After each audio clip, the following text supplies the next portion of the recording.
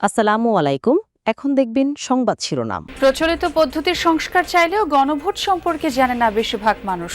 বিশ্লেষকরা বলছেন পরিষ্কার ধারণা তৈরির দায়িত্ব সরকার ও রাজনৈতিক দলের। সাগরে মাছ ধরতে গিয়ে ভারতে আটক ২৯ জেলের বাড়ি মহেশখালী। উদ্বিগ্ন পরিবারের দিন কাটছে অনাহারে অর্থাহারে। দ্রুত ফিরিয়ে আনার আশ্বাস প্রশাসনের। কেবল বদলিতেই দুর্নীতি থেকে দায় মুক্তি পেলেন ময়মনসিংহ জেলা পরিষদের প্রধান নির্বাহী কর্মকর্তা কবির হোসেন। সিন্ডিকেট ভাঙতে কঠোর ব্যবস্থার তাগিদ। পায়রা নদীর অব্যাহত ভাঙনে ঘুম নেই বরগুনা সদর উপজেলার বাসিন্দাদের। আগামী বর্ষার আগেই বেড়িবাঁধ মেরামতের দাবি। বস্তা প্রতি দর বৃদ্ধিতে কমেছে সুগন্ধি চাল বিক্রি। কালোজিরা ও চিনি গুঁড়া আবাদে আগ্রহী নয় কৃষক। রপ্তানি বাড়লেও কমছে না ঘাটতি। এতক্ষণ শুনছিলেন সংবাদ শিরোনাম, এখন দেখবেন বিস্তারিত। প্রচলিত পদ্ধতির সংস্কার চাইলেও গণভোটের মানে বোঝে না বেশিরভাগ মানুষ। তাদের কাছে হ্যাঁ না ভোটের গ্রহণযোগ্যতা নিয়েও রয়েছে নানা প্রশ্ন। তবে রাজনীতির সচেতন, শিক্ষিত ও তরুণদের কাছে রাষ্ট্র সংস্কার সবচেয়ে বেশি গুরুত্বপূর্ণ। বিশ্লেষকরা বলছেন গণভোটে আস্থা ফেরানো ও সহজ করে তোলার দায়িত্ব সরকার ও রাজনৈতিক দলগুলোর। গণতন্ত্র প্রতিষ্ঠায় গণমানুষের মত তুলে ধরতেই ভোট।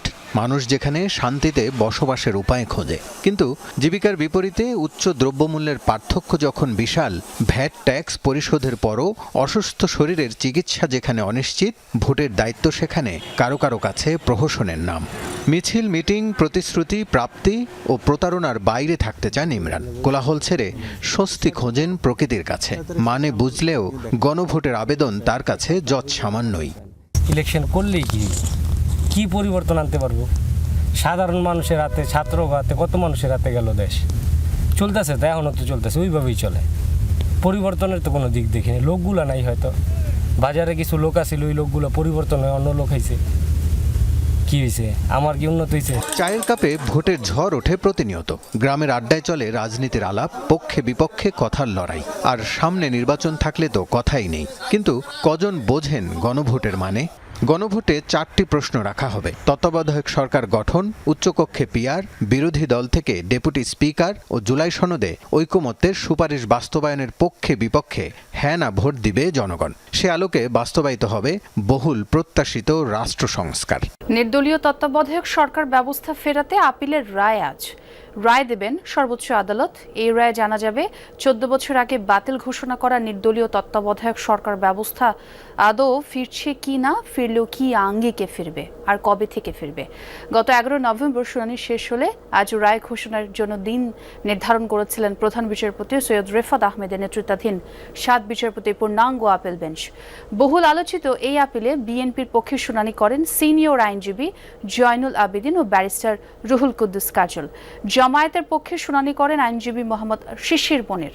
5 বিশিষ্ট নাগরিকের পক্ষে আপিল শুনানি করেন সিনিয়র আইনজীবী শরীফ ভুইয়া। আর রাষ্ট্রপক্ষে শুনানি করেন অ্যাটর্নি জেনারেল মোহাম্মদ আসাদুজ্জামান।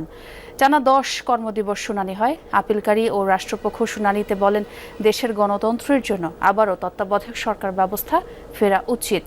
এই সরকার ব্যবস্থা বাতিলের পরই দেশে রাজনৈতিক সংকট তৈরি হয়। শেরপুরের ঝিনাইগাতি উপজেলায় গ্রামীণ ব্যাংকের হাতীবান্ধা শাখায় আগুন দিয়েছে দুর্বৃত্তরা। পুলিশ ও স্থানীয়রা জানায়, কয়েকজন দুর্বৃত্ত মুখ থেকে পেট্রোল দিয়ে গ্রামীণ ব্যাংকের সাইনবোর্ডে আগুন ধরিয়ে দেয়, তবে তাৎক্ষণিকভাবে আগুন নিভিয়ে ফেলায়। কোনো ক্ষয়ক্ষতির ঘটনা ঘটেনি। আতঙ্ক ছড়াতে এমন নাশকতার চেষ্টা করা হয়েছে বলে ধারণা পুলিশের। ভারতের রাজধানী নয়াদিল্লিতে বাংলাদেশের জাতীয় নিরাপত্তা উপদেষ্টা ডক্টর খলিলুর রহমান ও ভারতের জাতীয় নিরাপত্তা উপদেষ্টা অজিত দোভালের দ্বিপাক্ষিক বৈঠক হয়েছে।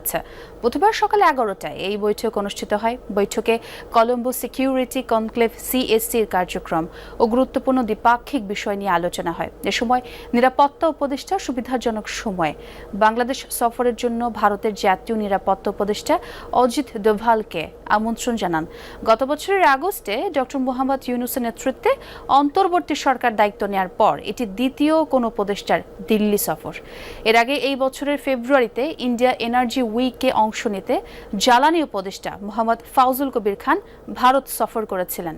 সাগরে মাছ ধরতে গিয়ে ভারতে আটক 29 মাছি মাল্লার সবার বাড়ি কক্সবাজারের মহেশখালী। বেশিরভাগই পরিবারের একমাত্র উপার্জনক্ষম ব্যক্তি। তাদের নিয়ে উদ্বেগ উৎকণ্ঠায় স্বজনরা দিন কাটছে অনাহারে অর্ধাহারে। মন্ত্রণালয়ের সাথে সমন্বয়ের মাধ্যমে তাদের দ্রুতই ফিরিয়ে আনার আশ্বাস দিয়েছে জেলা প্রশাসন। মাছ ধরতে গিয়ে ভারতে আটক 29 জেলে মাঝি মাল্লার সবার বাড়ি কক্সবাজারের মহেশখালী। এরই একজন জসিমউদ্দিন, তার 6 সন্তান, পরিবারের একমাত্র উপার্জনক্ষম ব্যক্তি।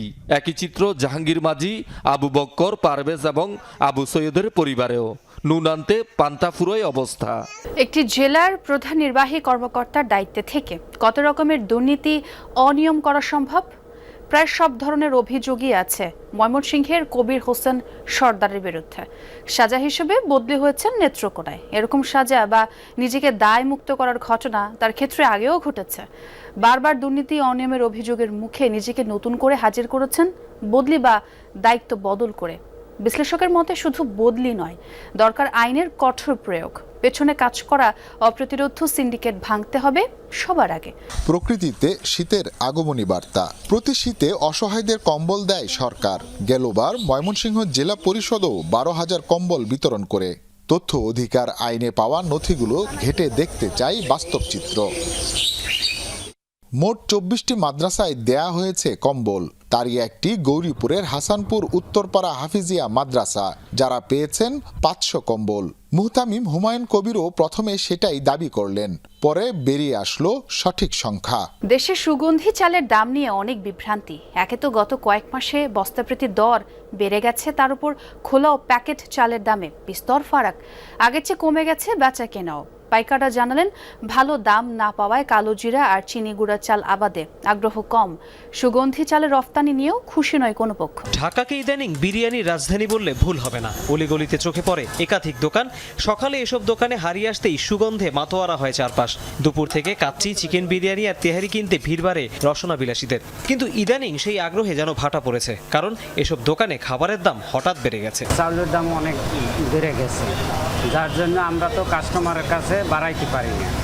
আমাদের ব্যবসার অবস্থা বেশি একটা ভালো না। বিপত্তি আরও আছে। খোলা আর প্যাকেট চালের দরে বিশাল ফারাক। প্রথমটা কম বেশি 120 টাকা দরে মিললেও মোরকের চালের কেজি ব্র্যান্ড ভেদে গিয়ে দাঁড়াচ্ছে প্রায় 150 টাকায়, যা বিক্রি হয় মূলত 1, 2 বা 5 কেজির প্যাকেটে।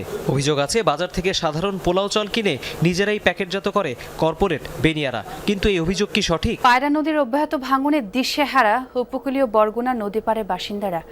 এর মধ্যে বিভিন্ন স্থান থেকে বিলীন হয়েছে বেড়ি বাঁধ। ঝুঁকিপূর্ণ আরও 8 থেকে 10টি পয়েন্ট। নদী ভাঙন রোধে সরকার দ্রুত পদক্ষেপ না নিলে সর্বস্ব হারানোর আশঙ্কা বাসিন্দাদের। অগ্রাণের পায়রা নদী এখন অনেকটাই শান্ত। বর্ষার থই থই পানি কমে এসেছে।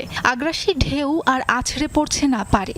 ভাঙনও থেমে গেছে, তবে পাড়ের বাসিন্দাদের আতঙ্ক কাটেনি। বঙ্গোপসাগরের মোহনা সংলগ্ন বরগুনা সদর উপজেলার ছোট বালিয়াতলী গ্রামের ষাটোর্ধ্ব নুরুল ইসলাম হাওলাদার চোখের সামনে দেখেছেন কয়েক দফা ভাঙন। নদীতে তলিয়ে গেছে বসতভিটা, কৃষিজমি।